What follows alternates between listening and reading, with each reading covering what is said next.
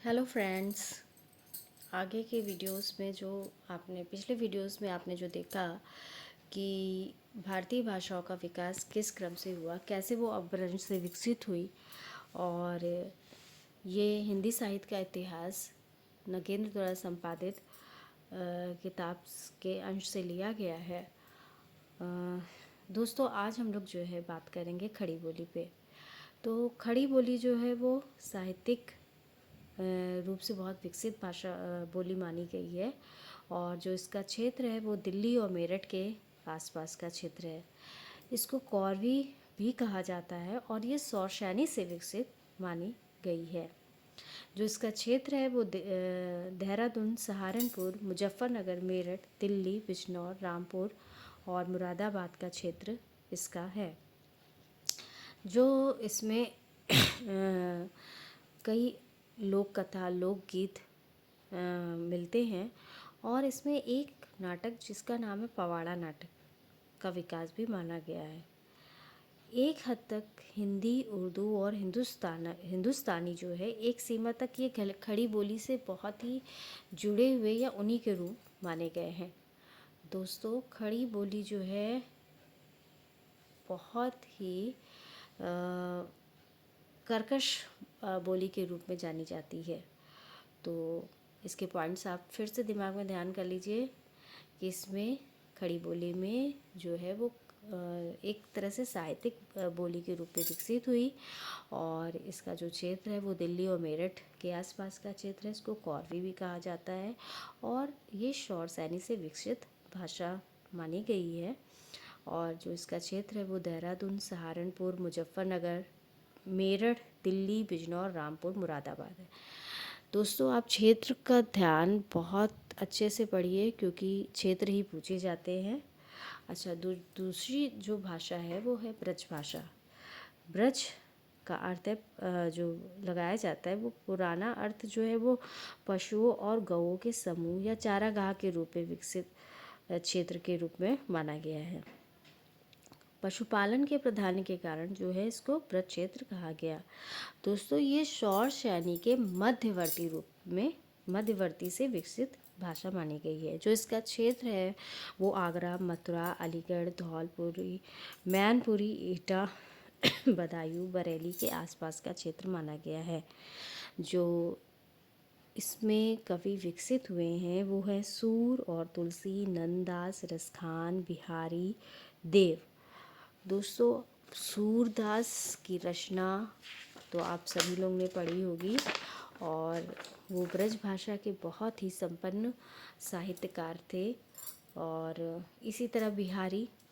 और दोस्तों, फिर से मैं क्षेत्र ध्यान दिलाना चाहूँगी कि इसका क्षेत्र आगरा, मथुरा, अलीगढ़, धौलपुरी, मैनपुरी, एटा, बदायूं, बरेली के आसपास का क्षेत्र माना जाता है। दोस्तों, खड़ी बोली, ब्रज भाषा, इन सब के अलावा जो और बोलियाँ थी, एक थी हरियाणवी।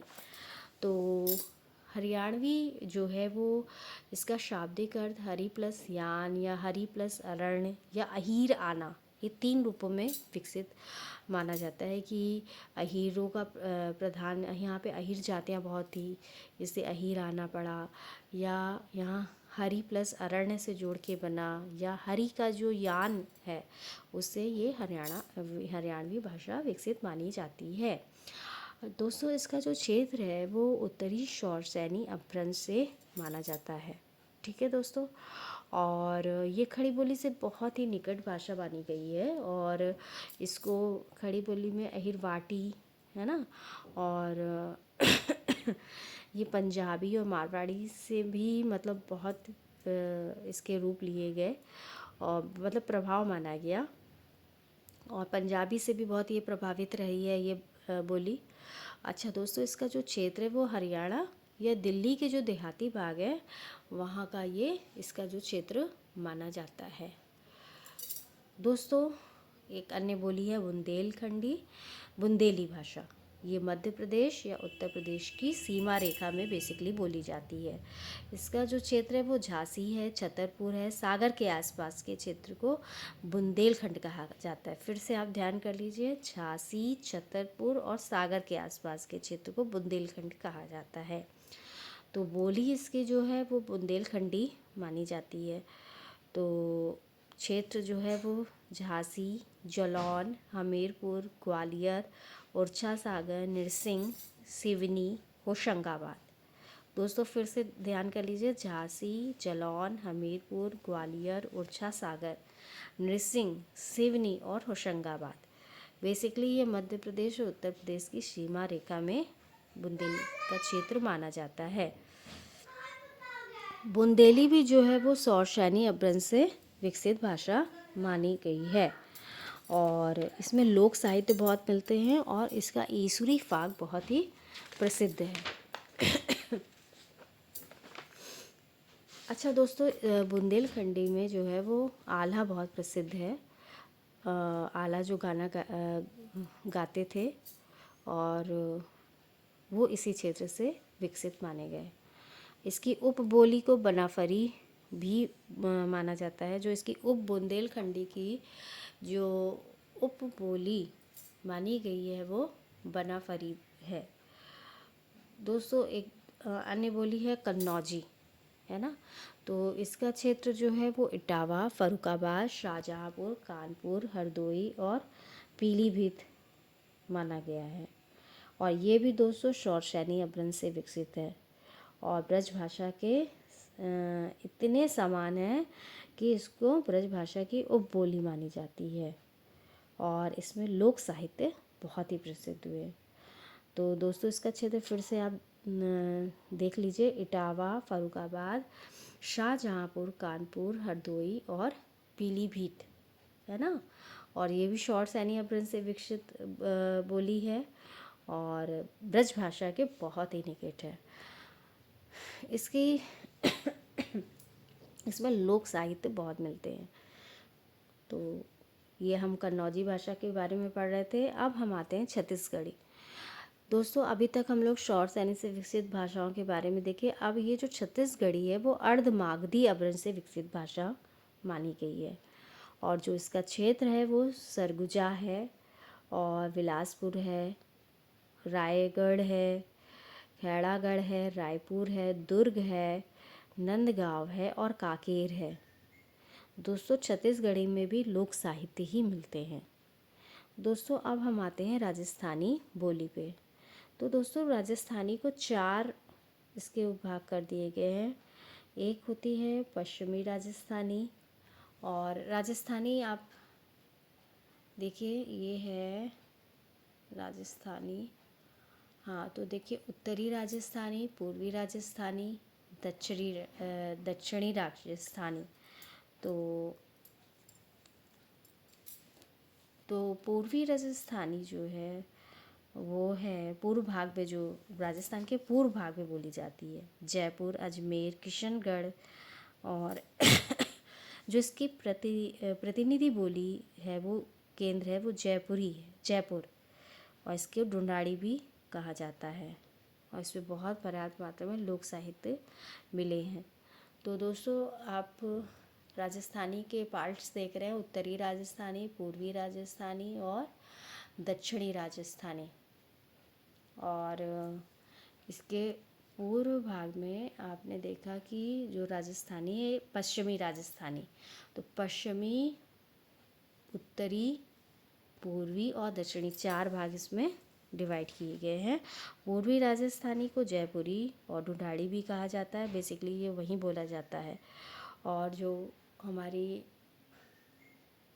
पश्चिमी ये उत्तरी राजस्थानी है वो इसका क्षेत्र अलवर, गुड़गांव, भरतपुर माना गया है और वहीं के आसपास की ये बोली है। उत्तरी राजस्थानी फिर से ध्यान कर लीजिए, अलवर, गुड़गांव और भरतपुर के आसपास है। और मेओ जाति के इलाके जो मेवात के नाम से जानी जाती है, मेवाती भी कहते हैं। और इसका एक मिश्रित बोली अहिरवाटी है, जो गुड़गांव और दिल्ली और करनाल के पश्चिम क्षेत्रों में बोली जाती है। दोस्तों पूर्वी राजस्थानी इसके पहले भी हम बता चुके हैं कि जयपुरी या ढूंढाड़ी कहा जाता है, बेसिकली उसी क्षेत्र में बोली जाती है। एक इम्पॉर्टेंट बात कि जो राजस्थानी भाषा है वो भी शौरसेनी से विकसित भाषा मानी गई है, बोली मानी गई है। और दक्षिणी राजस्थानी का क्षेत्र जो है वो इंदौर है, उज्जैन है, देवास है, रतलाम है, भोपाल है, होशंगाबाद है, और इनके आसपास का क्षेत्र जो है वो दक्षिणी राजस्थानी का क्षेत्र है। और इसकी प्रतिनिधि बोली मालवी है और जिसका मुख्य क्षेत्र मालवा है। शौरसेनी अपभ्रंश से विकसित इस बोली में कुछ साहित्य, पर्याप्त लोक साहित्य मिलते हैं। दोस्तों अन्य बोली है पहाड़ी। पहाड़ी के भी दो रूप हैं, पश्चिमी पहाड़ी और मध्यवर्ती पहाड़ी। पश्चिमी पहाड़ी जो है वो जौनसार, सिरमौर, शिमला, मंडी, चंबा के आसपास तथा इसका शौरसेनी अपभ्रंश से विकसित इस बोली में केवल लोक साहित्य है। दूसरा है दोस्तों मध्यवर्ती पहाड़ी। तो इसका बेसिकली जो क्षेत्र है वो गढ़वाली और कुमाऊनी है, और गढ़वाल कुमाऊं, तो ये इसका क्षेत्र है। इसमें भी लोक साहित्य ही मिलते हैं और ये भी शौरसेनी से विकसित बोली मानी गई है। दोस्तों एक अन्य बोली है भोजपुरी, जो बहुत ही विकसित बोली रही है, और ये बिहार, इसका देखिए कहाँ से इसका जन्म हुआ। बिहार के शाहाबाद ज़िले के भोजपुर गांव नाम के आधार पर इस बोली को भोजपुरी पड़ा है। और भोजपुर है ना, भोजपुर गांव के नाम पे, जो कि बिहार के शाहाबाद में है।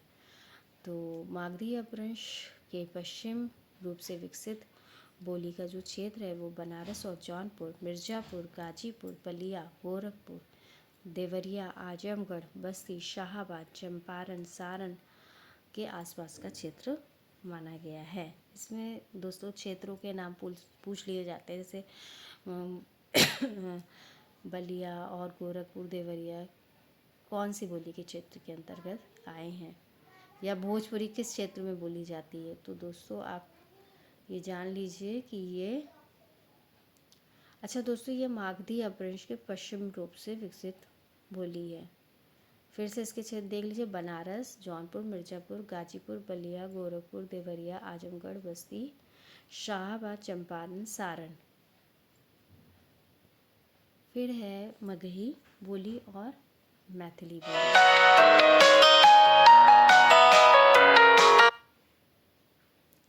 अन्य बोली है मगही और मैथिली बोली, है ना दोस्तों। तो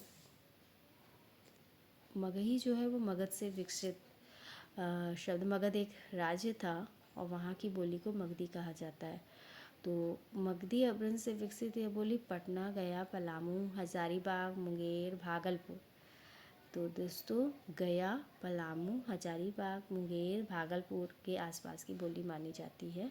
इसमें लोक साहित्य बहुत ही प्रचलित है और कुछ ललित साहित्य भी। तीसरी अन्य भाषा है मैथिल। तो मागधी अपभ्रंश के मध्यवर्ती रूप से विकसित बोली हिंदी और बांग्ला क्षेत्र की संधि पर मिथिला में बोली जाती है।